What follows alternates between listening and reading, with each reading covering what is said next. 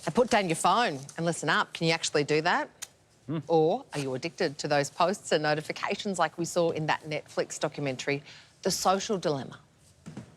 We get rewarded by hearts, likes, thumbs up, and we conflate that with value and we conflate it with truth. A whole generation is more anxious, more depressed. I always felt like fundamentally it was a force for good. I don't know if I feel that way anymore. Let's find out just what sort of hold social media has on us and how to overcome it. We're joined now by human behaviour expert Mark Carter and former social media addict Sarah Sigarikis. First to you, Sarah. Hey, guys. How are you? Good, thanks. How are you? We're good, we're good. Sarah, how bad did it get? I mean, were you posting all the time, or...? Yeah, shamefully I was. I was posting morning to night, but this included photos, videos, music, whatever was on my mind, really. And in terms of how bad it got, I would freeze people's phones, if that's any indication. And I even had my own brother delete me off Snapchat. But in saying that, you do create a bit of a fan base, and that's where the problem lies, that there's this pressure to, live your life for the entertainment of others, and that's what can lead to, burnout, and, you'll lose track of time and abandon commitments and things that are important to you.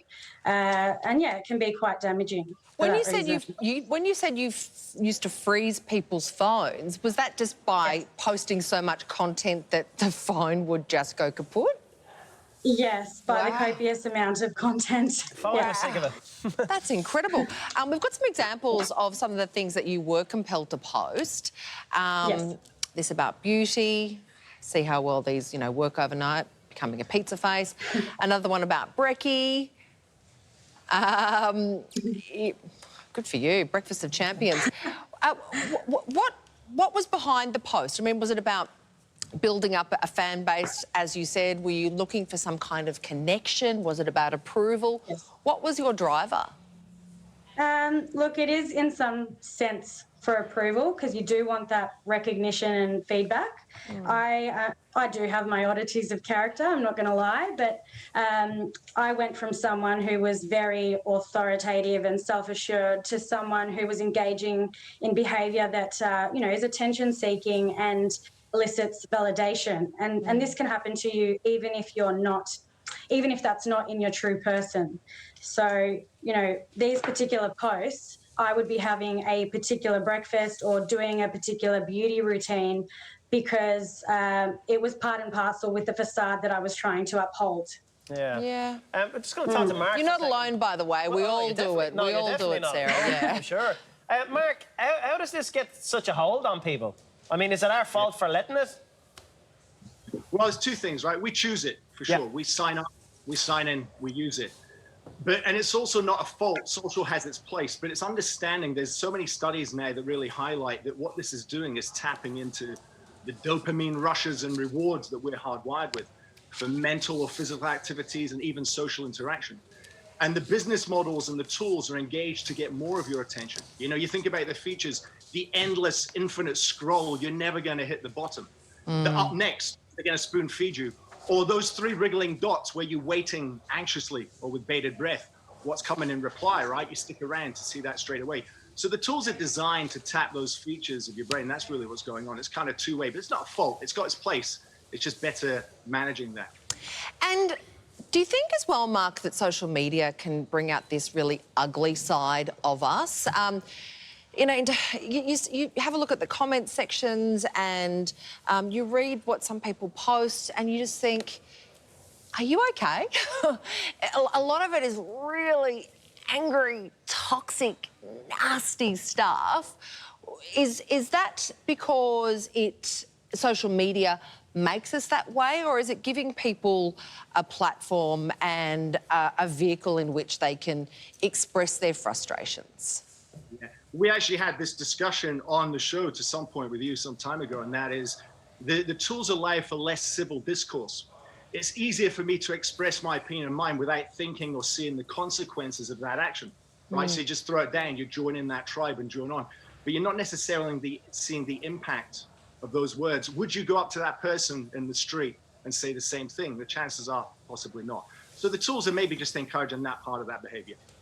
How do you feel about that, Sarah? Yeah, look, it is extremely difficult, even for me who has stepped away from social media, because there are these features, for example, like being shown when somebody is typing, knowing when your message is viewed, which can cause you to psychoanalyze people's behavior. And this can change your personality and, you know, your perception of things. So, and that's what really gets you addicted, because you're forced to, you know, engage with the app on a regular basis, you know, with all the interactions and little, you know, features here and there that really pull you in. So hang on, Sarah, did you go cold turkey then? How did you kick your social media habit? Yes, I did. So I've completely removed myself from Facebook and Snapchat, going on a few years now. Wow. And yeah, look, I still use Messenger, but that's because I did remove it and nobody would text me on my phone. They don't want to talk to you on your traditional SMS. Did you have withdrawals perhaps like a drug addict has? Like, did you feel anxious and overwhelmed when you quit social media suddenly? Yes, it was a slow process. So I began with, you know, moving the icon to, you know, off my home screen to another page on my phone, and that didn't work because I realised that, you know, Facebook's on your mind. Yeah. And, you know, I would keep reopening the app or re-downloading the app till eventually it just didn't serve me anymore to, you know, to post, to share my life and, you know, have my private life become a public gallery. And, you know, now I choose what I feed my mind with and I choose what I spend my money on. I don't have these advertisements reeling me in. Do you think... yeah. So do you think a lot of that is because now the approval comes from yourself as opposed to searching for that online? Are you more comfortable with yourself? I think when you're happy in yourself, and I think when you're content with living in the moment and you realise your behaviour before and you're able to be self-aware and notice that transition, that's when you come back to yourself. Because I got my worst when I was housebound with an injury, and I've seen this now with a lot of friends and family during COVID who are spending a lot more time on their phones. And I think, you know, all this posting and all this, you know, people making their life seem so interesting, it's actually the complete opposite. A lot of these people are very, very miserable.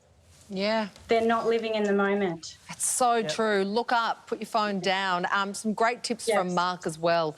Cut back on your screen time, live more in the moment and curate your contacts. All really good advice. Mark has a book out as well. It's called Human Connection in the Digital Age, called Add Value. Thank you so much for joining us, the both of you. We were certainly having this very discussion yesterday about social media, and it's so true. It's just such a time waster. Yeah, well, it is, but it also has a flip side, you know. So it's not just all negative. No, it's how you focus things and what's important. That's right. But look, up soon, the boys from Sushi Mango are here to give you a laugh. We won't need it on Hump Day. And next, the school photo that went hilariously wrong. We'll check it out after the break.